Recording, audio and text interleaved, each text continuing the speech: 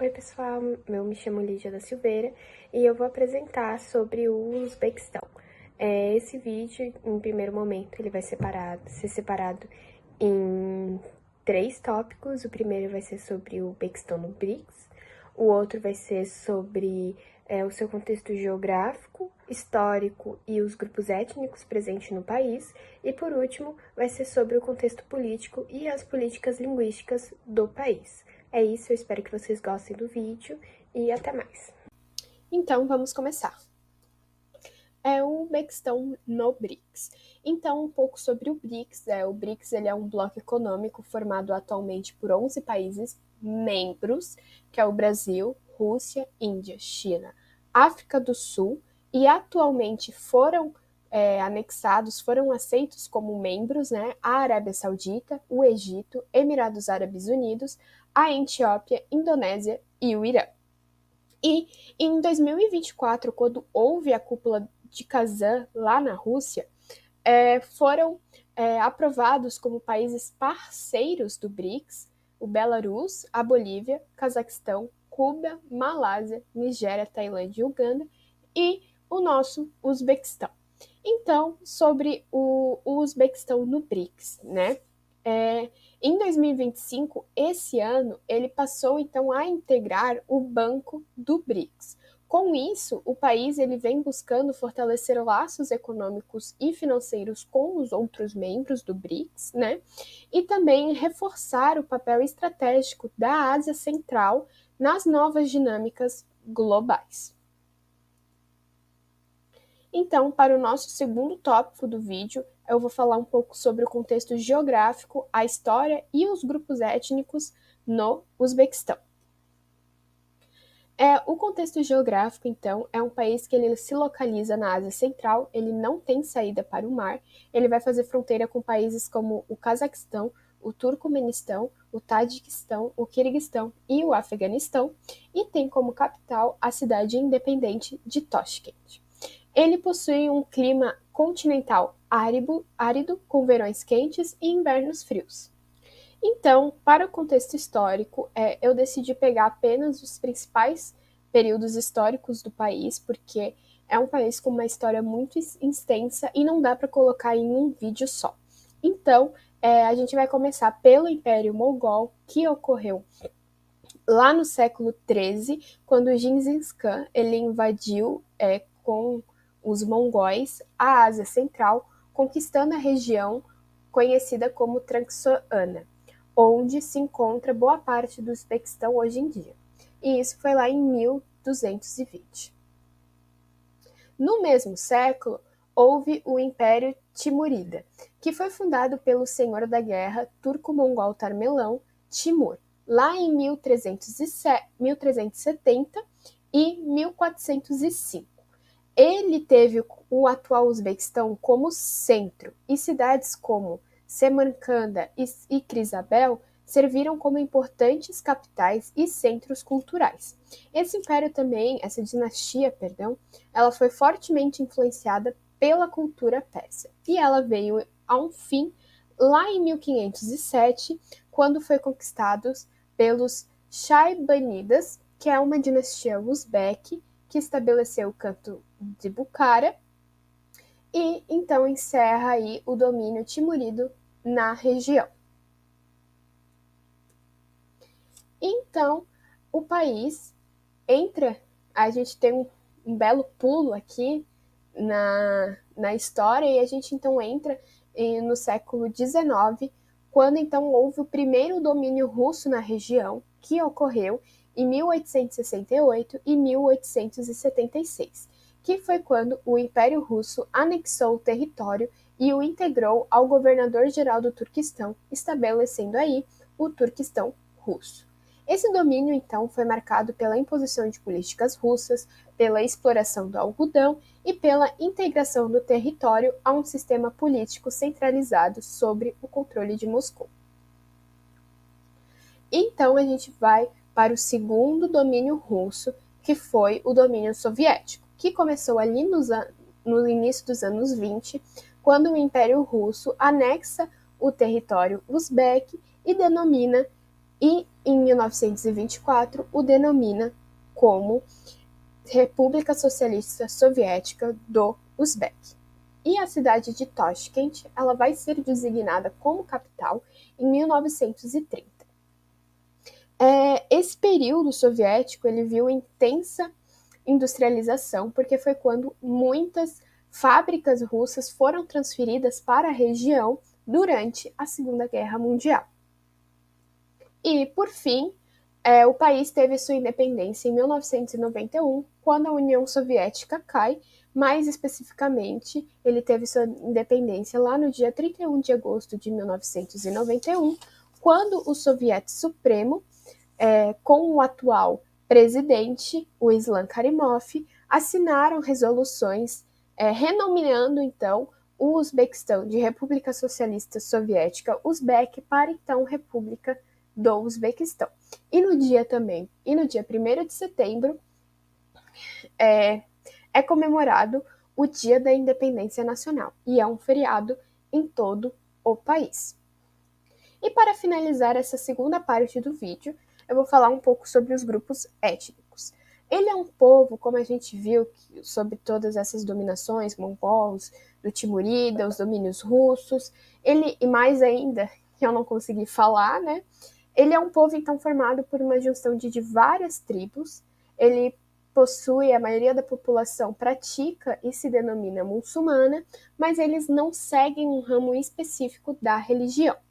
Então, como a gente pode ver aqui nesse gráficozinho, que foi retirado do site Gazeta US e foi uma pesquisa feita em 2021, a 84,4% da população é uzbek, seguido por tadjik, que é 4,9%, e essa porcentagem há uma discordância entre pesquisadores, porque acreditam-se que há mais pessoas que vivem no território do Uzbequistão, que são tadiks, e eles variam entre 10% e 15%.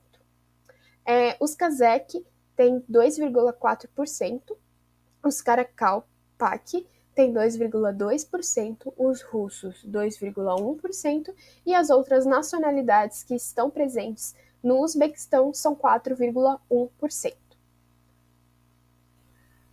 Agora sim, caminhando para o final do vídeo, a gente vai falar do último tópico, que é o contexto político e as políticas linguísticas.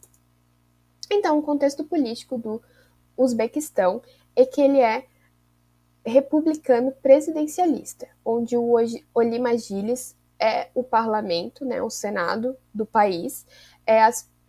As votações, as eleições para presidente são feitas de 5 em 5 anos, e depois da dissolução da União Soviética no país, o país passou por um regime autoritário liderado pelo então presidente Islam Karimov, onde foi marcado por vários assassinatos de opositores do governo, pela perda dos direitos humanos e também por um alinhamento com os Estados Unidos no combate ao islamismo. E depois, então, da sua morte, em 2016, foi que o país foi ter uma abertura política liderada pelo atual presidente Shavkat Mirziyoyev. Então, um pouco ali sobre a língua uzbek. A língua uzbek ela é falada por 74,3% da população, seguido então pelo russo, que vou mostrar um pouco mais no slide seguinte. Ele é falado por 30 milhões de pessoas. Ele também é falado além do Uzbequistão, no Afeganistão, no Tajiquistão, no Quirguistão, no Turcomenistão, no Cazaquistão, na Rússia, na China e na Turquia. Ele possui um sistema de escrita árabe, cirílico e latino, sendo o latino o mais usado internamente no país, tanto em sites do governo quanto em livros didáticos também. Os status da língua, né, ela vai ser oficial, então, obviamente, no Uzbequistão, mas ela também é considerada uma língua minoritária e reconhecida no Afeganistão, no Tajiquistão, no Cazaquistão, no Turcomenistão, na Rússia e na China. Então, seguindo aqui, né, para a oficialização de línguas, Seguindo, então, do Uzbek como língua mais falada, a gente vai para o russo, que tem 14,2% de falantes, do Tadjik, que tem 4,4% de falantes, e os outros 7,1% são as línguas minoritárias do país. O russo e o uzbek são ensinados nas escolas, mas vai ser um tópico que eu vou falar no próximo vídeo sobre políticas linguísticas educacionais. O Karakalp, são uma população do Uzbequistão, mas a língua que eles falam muitas vezes é incluída nas estatísticas como língua uzbek. Então a gente não sabe muito bem, mais ou menos, quantas pessoas falam o Karakalpak. Então ali nos anos 90, o uzbek não era língua oficial, mas ele era língua de preferência. A língua oficial foi o russo e o uzbek só passou a ser uma língua oficial quando teve a sua independência em 1991. Passando um pouco sobre as leis, né, as disposições de leis que a gente tem sobre a língua, a gente vai ter, então, a Constituição de 1992, que teve uma alteração em 1995, onde coloca, então, o uzbek como língua oficial do Uzbequistão. Aí, a lei da língua oficial, ela vai dizer que o uzbek é a língua de preferência da esfera pública. E a língua sobre a língua a lei, perdão, sobre a língua estatal vai dizer que os cidadãos têm direito de escolher a seu critério a língua das relações interétnicas. Isso está ali no artigo 3.4 da Lei sobre a Língua Estatal, onde então as pessoas, a população do Uzbequistão pode escolher a sua língua de preferência na hora tanto na esfera pública quanto nas relações. Com essa lei, o Uzbequistão ele consegue aí preservar suas línguas minoritárias, porque os direitos dessas línguas são preservados. Porém, há uma pequena esfera da população que acredita que o uzbek ele tem que ser uma língua que una, que seja a única língua falada com mais destaque no Uzbequistão, né? Eles não acreditam muito que outras línguas devem ser tratadas em documentos oficiais do governo, enfim. Mas essa discussão acaba sendo mais da população mesmo, de alguns grupos, e não entra muito na esfera política. Até porque existe um Código de Responsabilidade Administrativa, que foi de 1994, e em 2019 teve uma modificação onde propõe uma multa de 1 a 2 salários mínimos a quem desrespeitar tanto a língua oficial do país, que é o uzbek, quanto as línguas minoritárias do país. Então, de lei, é isso.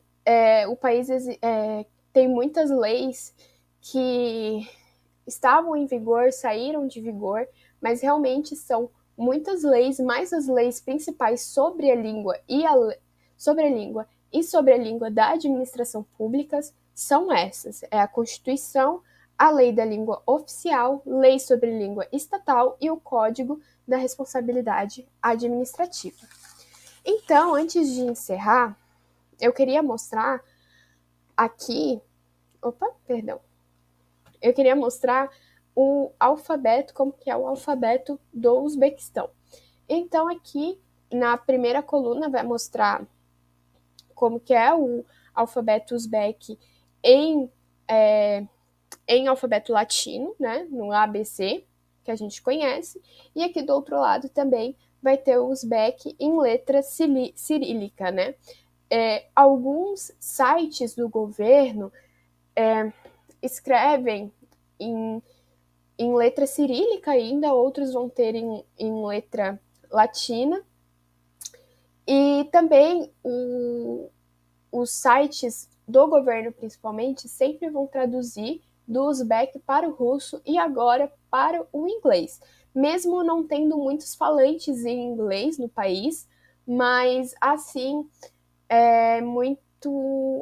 as pessoas, como a população muito jovem, eles querem aprender o inglês. né?